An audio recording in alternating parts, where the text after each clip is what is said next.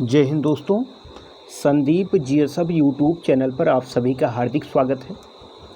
तो जैसा कि आप जानते हैं, इस समय हम लोग आरओ के जो प्रारंभिक परीक्षा हुई है इससे पहले प्रीवियस ईयर के आज उससे प्रश्नों को सॉल्व कर रहे हैं इस समय। तो देखेंगे कौन कौन से प्रश्न प्रीवियस ईयर में पूछे गए हैं, क्योंकि वो प्रश्न आने वाले समय में भी बहुत उपयोगी होंगे। तो आज का पहला प्रश्न है, सर्वप्रथम लोक निर्माण विभाग की स्थापना किसने किया था, यानी जिसको पीडब्ल्यूडी कहते हैं, पब्लिक वर्क्स डिपार्टमेंट, इसकी स्थापना किसके द्वारा की गई थी? तो इसमें फिरोज़ शाह तुगलक जो तुगलक वंश के एक राजा थे और इनको दिल्ली सल्तनत का अकबर कहा जाता है, इन्होंने सबसे पहले लोक निर्माण विभाग की स्थापना की थी। हालांकि अंग्रेज़ों के समय में आप जानते हैं कि डलहौजी के समय में 1854 ईस्वी में पीडब्ल्यूडी की स्थापना की गई थी। वर्तमान समय में आप जानते हैं भारत सरकार का भी अब यानी भारत सरकार में राज्य सरकारों के अधीन पीडब्ल्यूडी विभाग होता है, जिसका काम रोड बनवाना और अन्य प्रकार की जो सार्वजनिक केंद्र हैं उसकी स्थापना करना होता है। अगले प्रश्न की ओर चलेंगे। प्रसिद्ध विजयनगर शासक कृष्णदेव राय के अधीन किस साहित्य का स्वर्ण युग था? मतलब जब विजयनगर शासक कृष्णदेव राय थे उस समय किस विषय से संबंधित साहित्य का स्वर्ण युग था? तो इसमें ध्यान देना, तेलुगु। कृष्णदेव राय जितना तलवार का धनी था उतना ही विद्या का भी धनी था।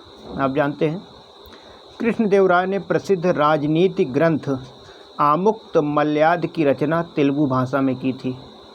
इसको याद रखना, यानी कृष्णदेव राय ने ही आमुक्त मल्याद की रचना तेलुगु भाषा में की थी। कहा जाता है इसकी राज्यसभा में तेलुगु के 8 कवि थे जिन्हें अष्टदिग्गज के नाम से जाना जाता है। तो ध्यान देना, अष्टदिग्गज और अष्टप्रधान अक्सर परीक्षाओं में पूछ लिए जाते हैं। तो अष्टप्रधान शिवाजी के दरबार में रहते थे, जबकि अष्टदिग्गज कृष्णदेव राय के दरबार में रहते थे। कृष्णदेव राय के समय तेलुगु साहित्य की पर्याप्त उन्नति हुई, उस समय पर्याप्त उन्नति हुई थी। अगला प्रश्न है, शेर शाह के शासनकाल के अंतर्गत तांबे के दाम और चांदी के रुपया की विनिमय दर क्या थी? तांबे के दाम और चांदी के रुपये की विनिमय दर क्या थी? आप जानते हैं शेर शाह सूरी जो कि 1540 से लेकर 1545 ईस्वी तक ये राजा थे। आप जानते हैं कि हुमायूं को हराकर ये दिल्ली के गद्दी पर बैठे थे, यानी सुल्तान बने थे, लेकिन 1545 में कालिंजर के युद्ध में इनका निधन हो गया था। तो शेर शाह सूरी का मकबरा बहुत ही प्रसिद्ध है, आप जानते हैं सासाराम बिहार में स्थित है। तो इनके समय में तांबे के दाम और चांदी के रुपये की जो विनिमय दर प्रणाली थी वो 64:1 की थी। 64:1 उस समय थी।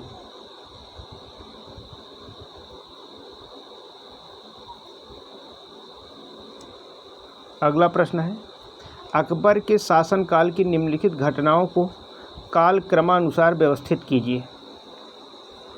कालक्रमानुसार व्यवस्थित कीजिए।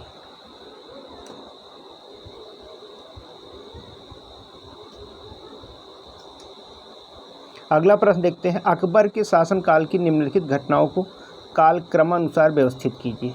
जजिया कर की समाप्ति, इबादत खाने का निर्माण, महजर पर हस्ताक्षर और दीन इलाही की स्थापना। तो ध्यान देना, आप जानते हैं कि 1564 ईस्वी में जजिया कर को इन्होंने समाप्त किया था और उसके बाद 1575 ईस्वी में इबादत खाना इन्होंने बनवाया था फतेहपुर सीकरी में। 1579 ईस्वी में इनके द्वारा महाजर पर हस्ताक्षर किया गया था। और 1581 ईस्वी में ये दीन-ए इलाही धर्म इन्होंने शुरू किया था। दीन-ए इलाही धर्म जो हिंदू और इस्लाम धर्म के बीच का एक धर्म था, और दीन-ए इलाही धर्म स्वीकार करने वाला एकमात्र हिंदू बीरबल ही था, जिनका नाम महेश दास था। तो इसमें अगर देखा जाए तो इसमें आप देख रहे हैं जजिया कर, यानी जजिया कर 1564 नंबर 1 पहले रहेगा। इबादत खाना का निर्माण 1575, फिर उसके बाद दूसरा आएगा। महाजर पर हस्ताक्षर 1579 तीसरा आएगा। और दीन इलाही की स्थापना 1581, तो ये चौथा आएगा। महाजर पर हस्ताक्षर 1579 और दीन इलाही 1581। तो ऑप्शन ए बिल्कुल सही है, ऑप्शन ए बिल्कुल सही है। तो याद रखना, अकबर का जन्म 1542 में हुआ था और इनकी मृत्यु 1605 ईस्वी में हो गई थी। यानी 1542 में जन्म हुआ, लेकिन 1556 में ये राजा बने थे। 1556 से 1605 ईस्वी तक, क्योंकि 1556 से ये गद्दी पर बैठे। उस समय आप जानते हैं पानीपत का दूसरा युद्ध हुआ था, जिसमें अकबर ने हेमू विक्रमादित्य को पराजित किए थे और अकबर के संरक्षक थे बैरम खान। उस समय बैरम खान लड़ रहे थे।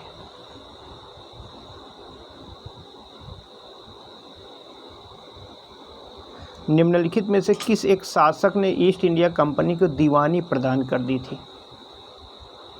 ईस्ट इंडिया कंपनी को दीवानी प्रदान किसने किया था?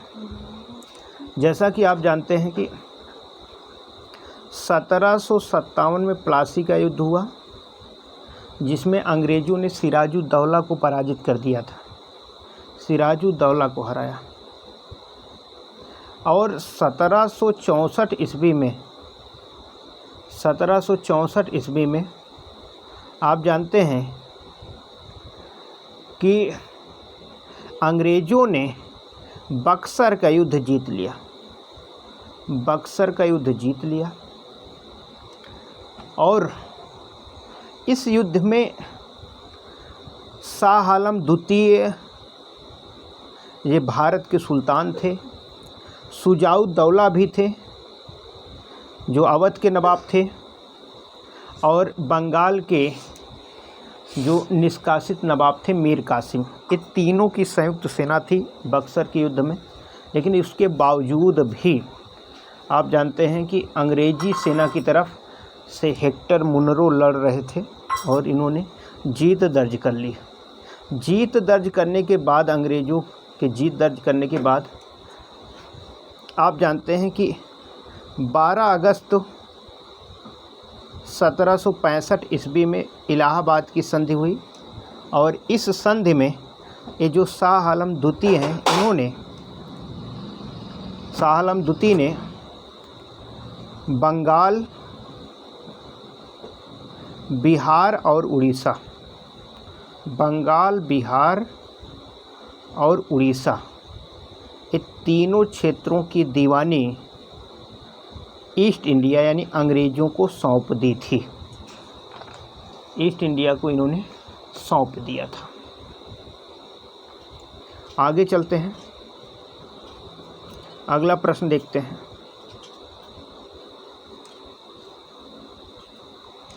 प्रश्न पूछा गया है, किसके सतत प्रयत्नों से बम्बई में प्रथम महिला विश्वविद्यालय की स्थापना की गई थी? बम्बई में प्रथम महिला विश्वविद्यालय की स्थापना जैसा कि किसके प्रयत्नों से की गई थी?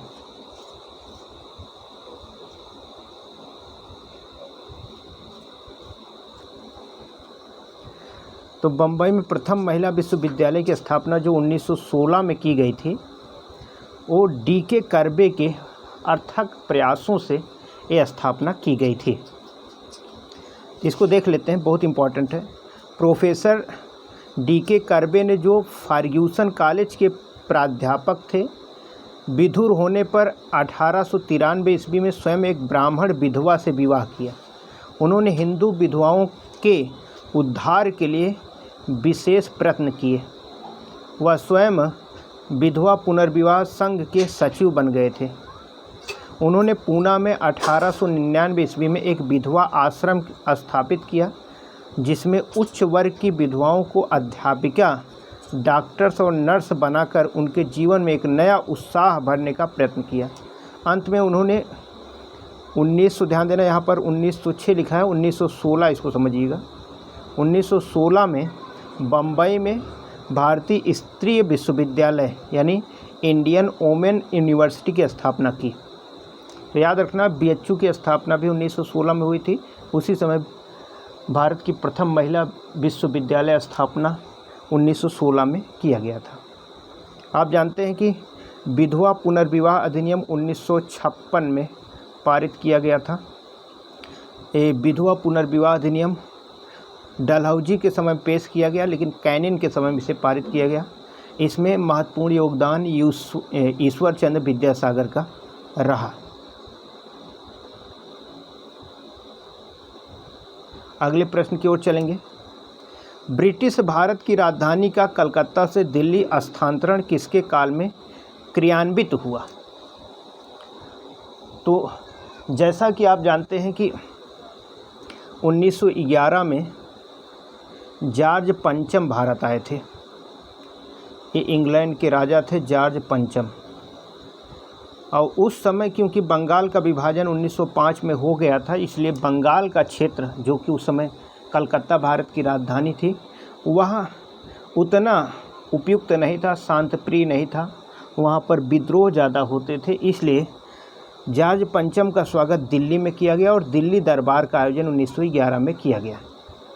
और उसी समय जॉर्ज पंचम ने घोषित किया कि भारत की राजधानी दिल्ली होगी और बंगाल का विभाजन रद्द किया जाता है। तो ध्यान देना, उसके बाद 1912 में भारत की राजधानी दिल्ली बनी। जैसा कि आप जानते हैं कि 1910 से लेकर 1916 तक भारत के वायसराय लॉर्ड हार्डिंग थे। हार्डिंग द्वितीय उनका नाम था। तो इसमें जो ऑप्शन है हार्डिंग द्वितीय के समय में, हार्डिंग द्वितीय, यहाँ पर हार्डिंग केवल लिखा है, तो हार्डिंग द्वितीय याद रखना। हार्डिंग द्वितीय के समय में भारत की राजधानी दिल्ली बनी थी। भारत की राजधानी दिल्ली बनी थी। और 1911 में पहली बार, ध्यान देना, हवाई डाक सेवा की शुरुआत की गई थी इलाहाबाद से नैनी के बीच। किसके विरुद्ध विरोध प्रकाशन के अभिप्राय के रूप में रविन्द्रनाथ टैगोर ने अपनी नाइट्स की पदवी त्याग दी थी? रविन्द्रनाथ टैगोर ने किसके विरोध में अपने जो नाइट की उपाधि रविन्द्रनाथ टैगोर को मिली थी, उन्होंने उसे वापस लौटा दी थी? तो ध्यान देना कि जैसा कि आप जानते हैं कि 1919 में जलियांवाला बाग हत्याकांड हुआ।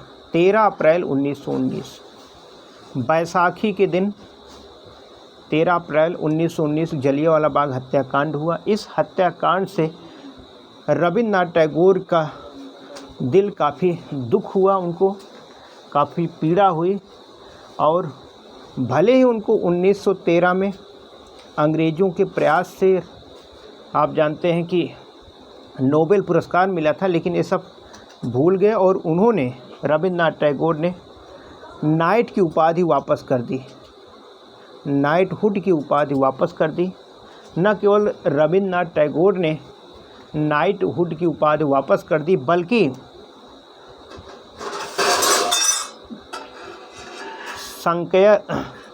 शंकरन नायर एक व्यक्ति थे, शंकरन नायर एक गवर्नर जनरल के कार्यकारी परिषद के सदस्य हुआ करते थे। शंकरन नायर ने गवर्नर जनरल के सदस्य परिषद के जो सदस्य थे अपने पद से इन्होंने त्यागपत्र दे दिया था। तो यहाँ पर ऑप्शन सी बिल्कुल सही है, जलियांवाला बाग हत्याकांड। जलियांवाला बाग हत्याकांड। अगला प्रश्न है, किसने सचिंद्र सान्याल द्वारा स्थापित हिंदुस्तान रिपब्लिक एसोसिएशन का नाम बदलकर हिंदुस्तान सोशलिस्ट रिपब्लिक एसोसिएशन कर दिया गया? यानी पहले यचारे था, बाद में YSRA कौन कर दिया, इसको कौन किया? तो याद रखना, यचारे की स्थापना 1924 ईस्वी में की गई थी। आप जानते हैं सचिन सान्याल इसके मुखिया थे, उन्होंने स्थापना किया। लेकिन क्योंकि इस संगठन के पास हथियार नहीं थे, जिसके चलते 1925 में काकोरी कांड हुआ। काकोरी कांड में बहुत सारे हथियार लूटे गए थे, जिसके बाद अंग्रेजी सरकार बहुत क्रोधित हुई और कई सारे लोगों को पकड़कर जेल में बंद कर दिया। 1927 में आप जानते हैं अशफाक उल्ला खान, राजेंद्र लाहिड़ी, रोशन सिंह और राम प्रसाद बिस्मिल को फांसी चढ़ा दिया। उसके बाद आप जानते हैं 1928 में साइमन कमीशन भारत आया और इसी साइमन कमीशन के विरोध में आप जानते हैं लाला लाजपत राय को काफ़ी लाठी खानी पड़ी, अंत में उनका निधन भी हो गया था। और ध्यान देना, जो एक घटना हुई थी 1925 में काकोरी कांड, उसमें एक व्यक्ति पकड़े नहीं गए थे, चंद्रशेखर आज़ाद। तो बाद में चंद्रशेखर आज़ाद के द्वारा जो यचारे स्थापना हुई थी 1924 में, चंद्रशेखर आज़ाद ने इसे 1928 में YSRA कर दिया। इसमें ऑप्शन डी सही है, चंद्रशेखर आज़ाद। अगला प्रश्न, निम्नलिखित में से काकोरी कांड से जुड़ा कौन क्रांतिकारी मुकदमे से बच निकला था? तो अभी हम लोग चर्चा ही कर रहे थे काकोरी कांड से, तो एक बार फिर से चर्चा कर लेते हैं। 1925 9 अगस्त डेट याद रखना, 9 अगस्त 1925 एक घटना हुई थी। इसमें सरकारी खजाना लूट लिया गया था और ध्यान देना, इसको लूटने के बाद जो ब्रिटिश सरकार थी बहुत क्रोधित हो गई। अंग्रेजी सरकार आग बबूला हो गई और अंग्रेजी सरकार ने भारी संख्या में बहुत सारे युवकों को पकड़कर जेल में डाल दिया, मुकदमा चलाया उस पर। अशफाक उल्ला खान, राम प्रसाद बिस्मिल, रोशन सिंह और राजेंद्र लाहिड़ी, इन 4 लोगों को फांसी 1927 में दे दी गई। 1927 में इनको फांसी देगी, जबकि 4 लोगों को आजीवन कारावास इसमें दिया गया था। आजीवन कारावास में वो अंडमान निकोबार उनको भेज दिया गया था, जबकि 17 अन्य लोगों को, यानी 4 लोगों को फांसी की सज़ा हुई, 4 लोगों को आजीवन कारावास हो गया, 17 लोगों को लंबी सज़ा सुनाई गई, 10-10 वर्षों की सज़ा सुनाई गई। लेकिन चंद्रशेखर आज़ाद ये भाग निकले और ये गिरफ्तार नहीं हुए। अंत में 27 फरवरी 1931 को अल्फ्रेड पार्क इलाहाबाद में इनके मित्र के द्वारा विश्वासघात किए जाने से वहाँ पर ये पकड़े गए और इन्होंने अपनी हाथ से आत्महत्या कर ली। तो इसको ध्यान देना। तो चंद्रशेखर आज़ाद उस समय गिरफ्तार नहीं हुए थे।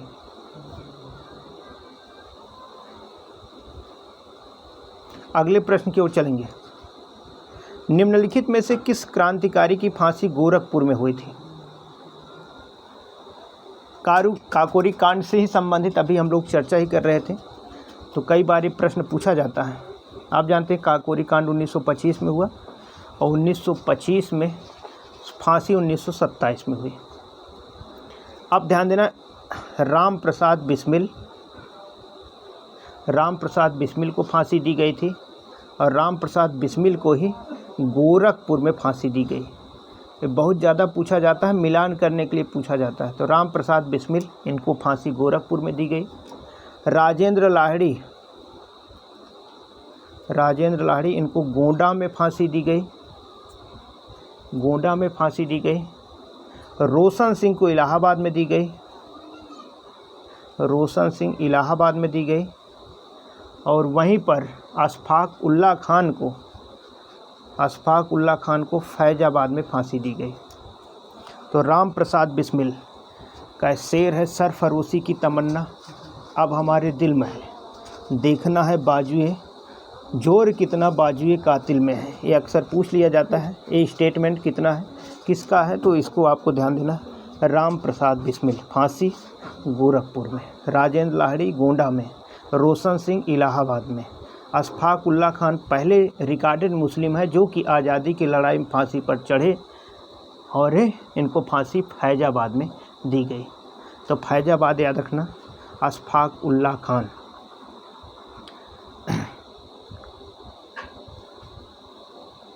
अगला प्रश्न, एकमात्र भारतीय गवर्नर जनरल कौन थे? एकमात्र भारतीय गवर्नर जनरल, उनका नाम बताइए। तो आप जानते हैं एकमात्र भारतीय गवर्नर जनरल बने थे चक्रवर्ती राजगोपालाचारी। उनको सी राजगोपालाचारी के नाम से जाना जाता है। सी राजगोपालाचारी ये दक्षिण भारत यानी मद्रास के थे। मद्रास के एक ब्राह्मण परिवार में इनका जन्म 1879 ईस्वी में हुआ था। आधुनिक भारत का चाणक्य इनको भी कहा जाता था उस समय। जब लॉर्ड माउंटबेटन यहाँ से चले गए थे, क्योंकि आज़ादी के समय 1947 में लॉर्ड माउंटबेटन ही भारत के गवर्नर जनरल थे, लेकिन जब 1948 में लॉर्ड माउंटबेटन चले गए, उसके बाद 1948 से लेकर 1950 26 जनवरी 1950 तक चक्रवर्ती राजगोपालाचारी ही भारत के गवर्नर जनरल थे। आप जानते हैं कि हालांकि 24 जनवरी तक ही थे, क्योंकि 24 जनवरी को भारत का नया पद है राष्ट्रपति का सृजन हो गया और राजेंद्र प्रसाद भारत के राष्ट्रपति बन गए, भारत के प्रथम राष्ट्रपति।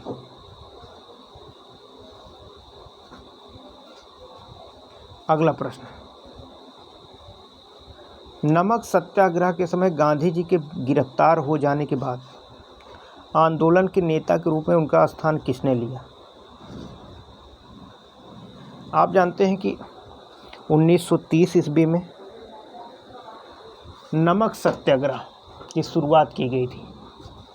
नमक सत्याग्रह की शुरुआत हुई, लेकिन बहुत ही जल्द महात्मा गांधी गिरफ्तार कर लिए गए।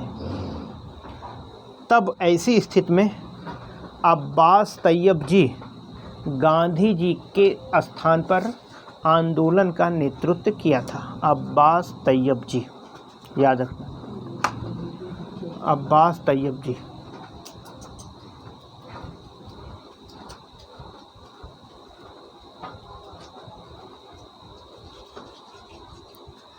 उस भारतीय का क्या नाम था जिसने तीनों गोलमेज सम्मेलन में भाग लिया? इसमें से अगर देखा जाए तो आप जानते हैं 1930 में, 1931 में और 1932 में ये 3 गोलमेज सम्मेलन हुए थे लंदन में। ये लंदन में 3 गोलमेज सम्मेलन हुए। दूसरे गोलमेज 1931 में महात्मा गांधी भी शामिल हुए थे, लेकिन तीनों गोलमेज सम्मेलन में भाग लिए थे भीमराव अंबेडकर और तेज बहादुर सप्रू भी इनके साथ, यानी तीनों गोलमेज सम्मेलन में भाग लिए थे। जैसा कि आप देख रहे हैं ऑप्शन में दोनों है, तो आपको भीमराव अंबेडकर को ही लगाना है। अंबेडकर तीनों गोलमेज सम्मेलन में भाग लिए थे। अगला प्रश्न, कौन सी योजना भारतीय स्वतंत्रता का आधार बनी?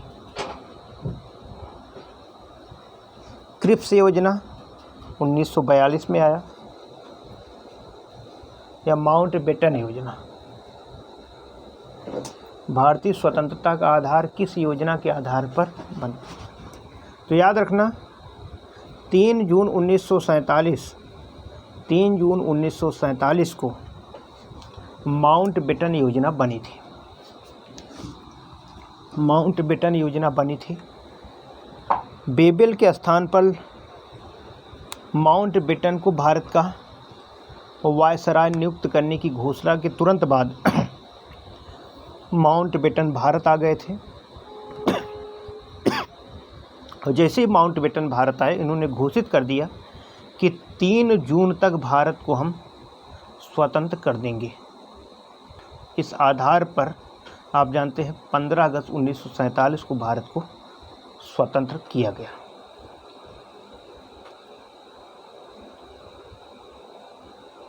अगला प्रश्न है, डूरंड लाइन किसके साथ भारत की सीमा निर्धारित करती थी? करती थी इसलिए कहा गया क्योंकि अब वो लाइन भारत के साथ निर्धारित नहीं कर रही है।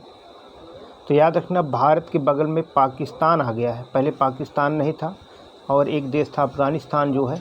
तो भारत और अफ़गानिस्तान के बीच जो लाइन थी, इसको अब डूरंड रेखा कहा जाता था। अब ये लाइन क्योंकि भारत के और अफ़गानिस्तान के बीच में पाकिस्तान आ गया, तो अब पाकिस्तान और अफ़गानिस्तान के बीच ये लाइन है।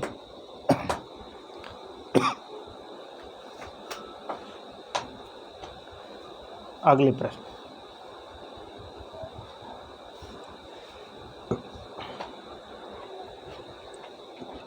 संविधान सभा द्वारा भारतीय संविधान को स्वीकृत किया गया था कब?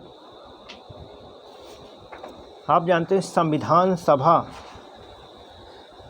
का गठन कैबिनेट मिशन के आधार पर हुआ और संविधान सभा की पहली बैठक 9 दिसंबर 1946 को हुई। 11 दिसंबर 1946 को डॉक्टर राजेंद्र प्रसाद को अस्थायी अध्यक्ष बनाया गया और 13 दिसंबर 1946 को ही जवाहरलाल नेहरू ने उद्देश्य प्रस्ताव रखा, जिस पर चर्चा हुई और 22 जनवरी 1947 को उद्देश्य प्रस्ताव स्वीकार कर लिया गया। और उसके बाद संविधान लिखने का काम, वाचन का काम शुरू हुआ। तो संविधान सभा की जो तृतीय वाचन शुरू हुआ था वो 14 नवंबर 1949 को हुआ था।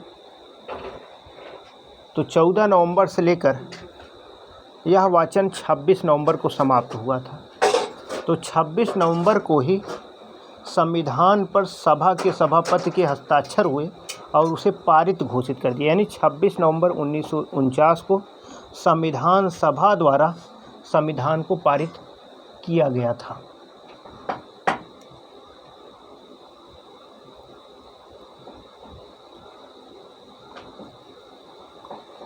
अगले प्रश्न की तरफ चलते हैं।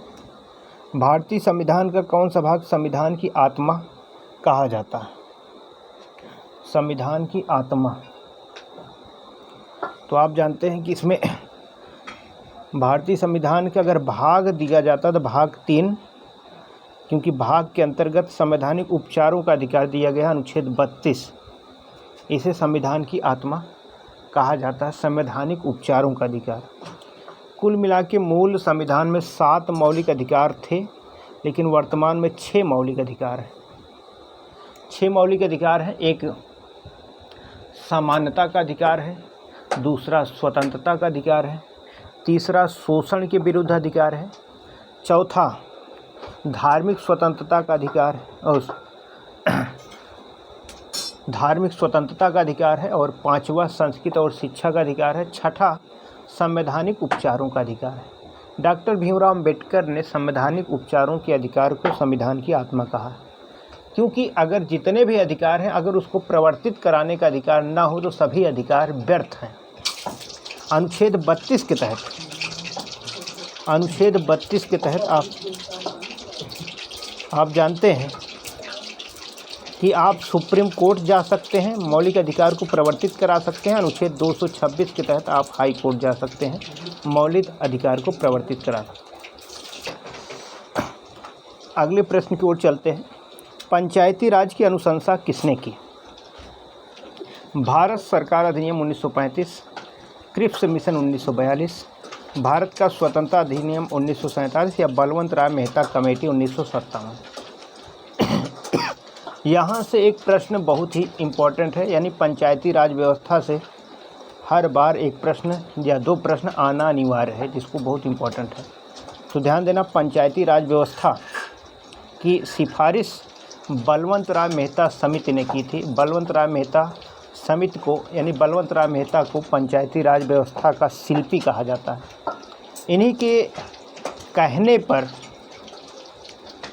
2 अक्टूबर 1959 को जवाहरलाल नेहरू ने पंचायती राज व्यवस्था, यानी त्रिस्तरीय पंचायती राज व्यवस्था की शुरुआत नागौर, राजस्थान में की थी।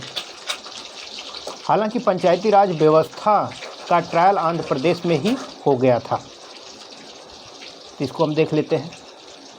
सामुदायिक विकास कार्यक्रम के मूल्यांकन के लिए 1957 में बलवंत राय मेहता समिति का गठन किया गया। 1958 में प्रस्तुत अपनी रिपोर्ट में बलवंत राय मेहता समिति ने ग्रामीण स्वशासन की त्रिस्तरीय व्यवस्था का सुझाव दिया। बलवंत राय समिति द्वारा प्रस्तुत त्रिस्तरीय योजना में सबसे निचले स्तर पर ग्राम पंचायत, उसके ऊपर प्रखंड स्तर पर पंचायत समिति और जिला स्तर पर जिला परिषद के गठन का सुझाव दिया गया। ये 3 स्तर था। समिति ने लोकतांत्रिक विकेंद्रीकरण की सफलता के लिए पंचायती राज संस्थाओं के तुरंत स्वीकार किए जाने की आवश्यकता पर बल दिया। 1958 में राष्ट्रीय विकास परिषद ने, यानी NDC ने समिति के सिफारिशों को स्वीकार कर लिया। 1958 में NDC ने स्वीकार किया और 2 अक्टूबर 1959 को जवाहरलाल नेहरू ने नागौर से इसको लागू कर दिया। तो ध्यान देना, बलवंत राय मेहता समिति 1957, अशोक मेहता 1977 में बनी थी, जो द्विस्तरीय पंचायती राज व्यवस्था की सिफारिश की थी। द्विस्तरीय पंचायती राज व्यवस्था की सिफारिश की थी। राज्यसभा के चुनाव के लिए अपेक्षित न्यूनतम आयु। राज्यसभा, अगर राज्यसभा के सदस्य आपको बनना है तो कम से कम उम्र क्या होनी चाहिए? तो ध्यान देना, 30 वर्ष। लोकसभा सदस्य बनना है तो 25 वर्ष, विधानसभा सदस्य बनना है तो 25 वर्ष, राज्यसभा सदस्य बनना है 30 वर्ष, विधान परिषद का सदस्य बनना है तो 30 वर्ष, राज्यपाल बनना है तो 35 साल, और वहीं पर राष्ट्रपति बनना है तो 35 साल, उपराष्ट्रपति बनना है तो 35 साल, प्रधान बनना है तो 21 साल। तो ये उम्र आपको याद होना चाहिए, कई बार ये प्रश्न अक्सर पूछ लिए जाते हैं।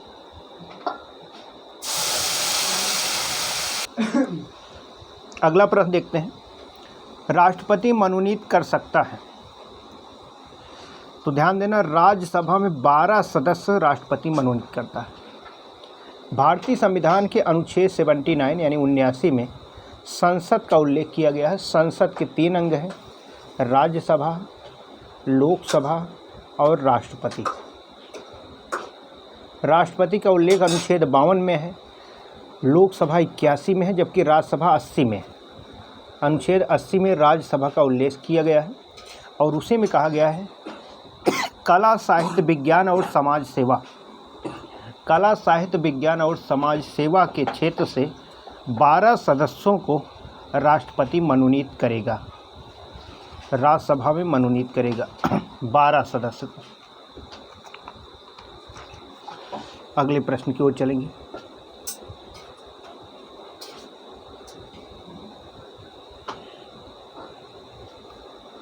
वह विषय जिन पर केंद्र व राज्य सरकारें दोनों कानून बना सकती है, उसको कौन सा विषय कहा जाता है?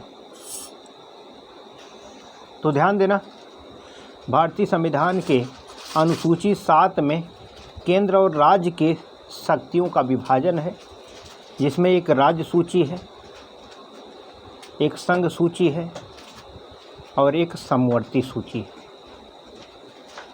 तो समवर्ती सूची पर केंद्र और राज्य सरकार दोनों कानून बना सकते हैं। समवर्ती सूची पर राज्य सूची के विषय पर केवल राज्य सरकारें, संघ सूची के विषय पर केंद्र सरकारें कानून बना सकती हैं।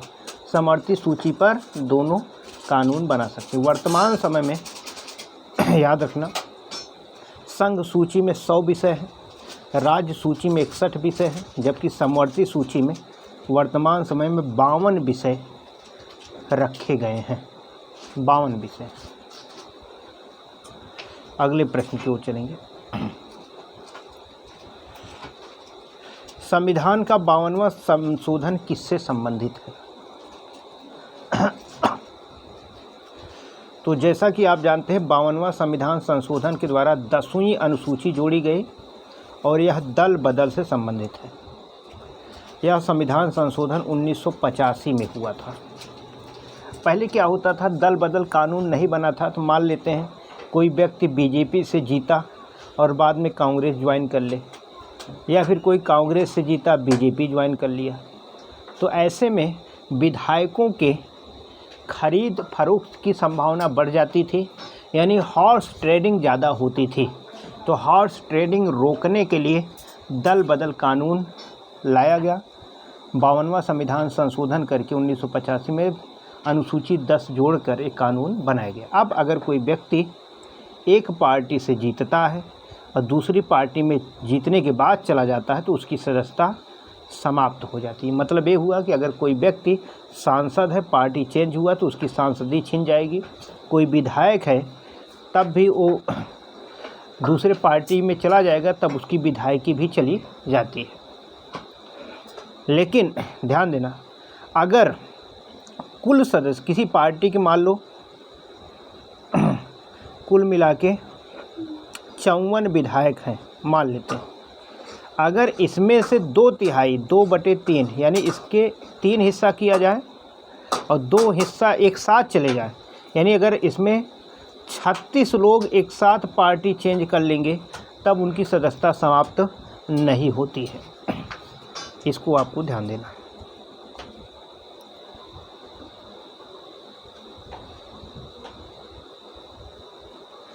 अगला प्रश्न, वित्त विधेयक को प्रस्तुत करने के विषय में निम्नलिखित कथनों पर निम्नलिखित में से कौन सा कथन सही? वित्त विधेयक वित्त विधेयक राज्यसभा में प्रस्तुत होता है, गलत है।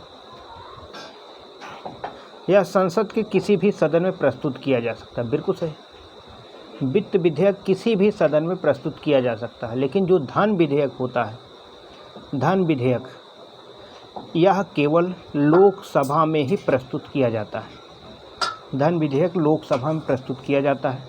अनुच्छेद 110 में धन विधेयक की परिभाषा दी गई है। धन विधेयक को राष्ट्रपति वापस नहीं कर सकता, क्योंकि धन विधेयक को प्रस्तुत करने से पहले ही राष्ट्रपति से अनुमति ले ली जाती है।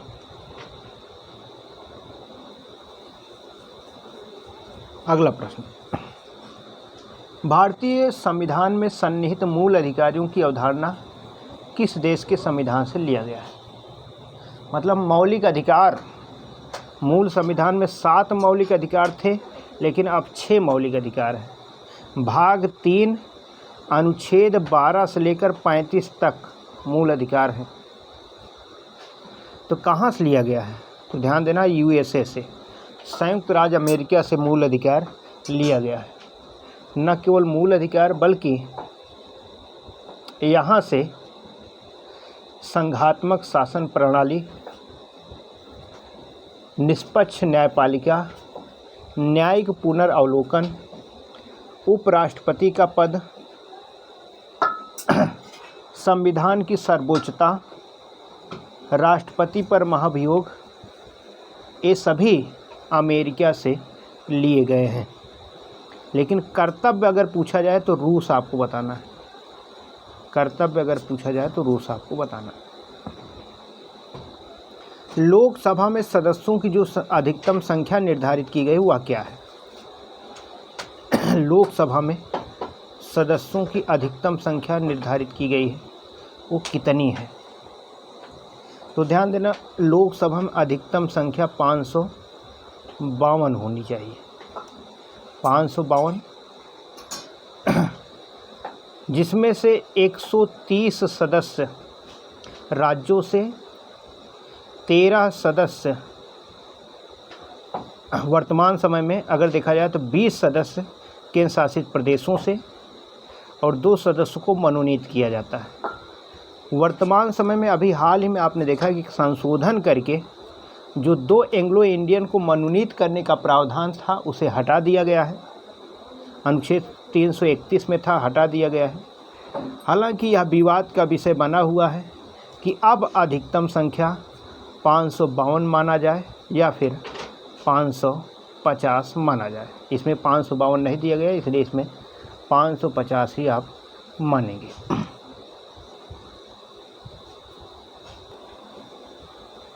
सिक्किम भारत का एक नया राज्य कब बना? सिक्किम भारत का राज्य कब बना? तो ध्यान देना, 35वां संविधान संशोधन हुआ था तो सिक्किम को सह राज्य बनाया गया था। सिक्किम को सह राज्य का दर्जा दिया गया था और अनुच्छेद 2A जोड़ा गया था। लेकिन जब 36वां संविधान संशोधन हुआ तो अनुच्छेद 2A को हटा दिया गया और सिक्किम भारत का 22वां राज्य बना दिया गया। सिक्किम भारत का 22वां राज्य है। राजधानी गंगटोक है, आप जानते ही हैं।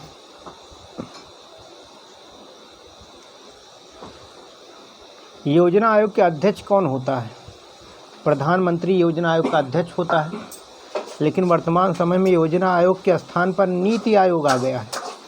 नीति आयोग के अध्यक्ष भी प्रधानमंत्री होते हैं और उपाध्यक्ष नीति आयोग के जो होते हैं वो प्रधानमंत्री के द्वारा ही नियुक्त किए जाते हैं।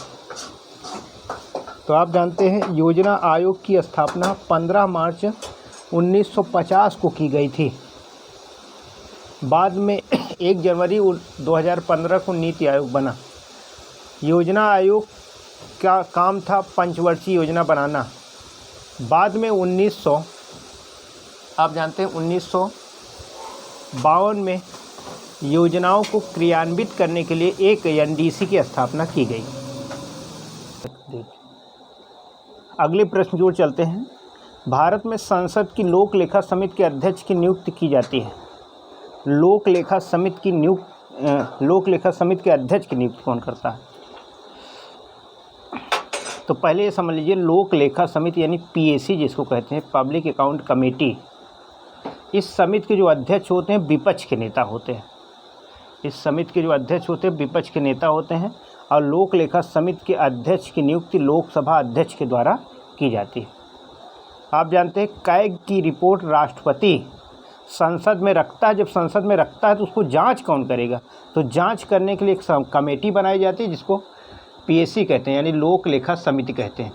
और लोक लेखा समिति के अध्यक्ष की नियुक्ति लोकसभा के अध्यक्ष के द्वारा की जाती है। लोकसभा अध्यक्ष द्वारा की जाती है और विपक्ष के नेता ही होते हैं। किस राज्य विधानसभा की सर्वाधिक सदस्य संख्या है? किस राज्य विधानसभा? तो उत्तर प्रदेश में आप जानते हैं कुल मिला के 403, उत्तर प्रदेश में 403 विधानसभा क्षेत्र हैं, जबकि पश्चिम बंगाल में 294 विधानसभा क्षेत्र हैं, आंध्र प्रदेश में 175 विधानसभा क्षेत्र हैं, महाराष्ट्र में 288 विधानसभा क्षेत्र हैं। तो उत्तर प्रदेश में सबसे ज़्यादा 403 विधानसभा क्षेत्र हैं। तो आज बस यही तक। वीडियो कैसा लगा इसको कमेंट करके अवश्य बताएंगे, जिससे कि आगे भी वीडियो आपको दिया जा सके। Thanks for watching.